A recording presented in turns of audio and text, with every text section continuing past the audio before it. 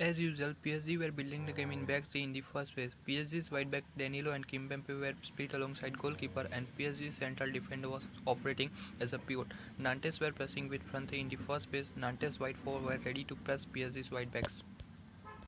Nantes' centre forward was deep and covering PSG's pivot, so Vitinha was forced to drop in. When Vitinha was dropping in, the centre midfielder was ready to track back Vitinha. Now PSG's pivot Marquinhos and Vitinha were marked, so PSG's goalkeeper was being forced to attempt the long balls. PSG were building the game in back three in open play. PSG's wide back Kimpembe was operating wide as compared to another wide back Danilo.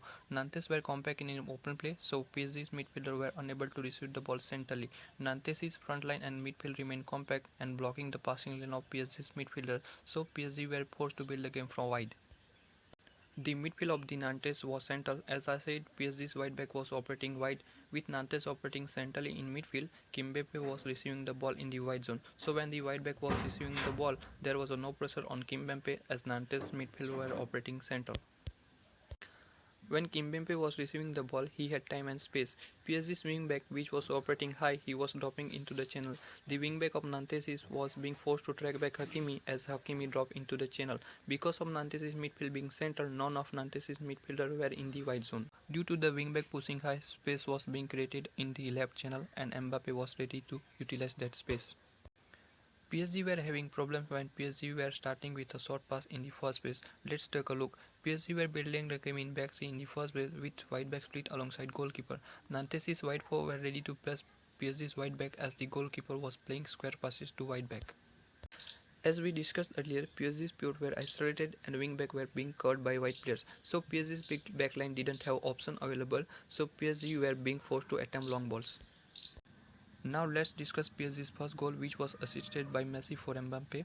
The goalkeeper attempted a long ball with the goal kick and it went straight to the wide back of Nantes. The wide back won the ball and began to drive ball into midfield. The wide back crowded into midfield and the wide back was dispossessed.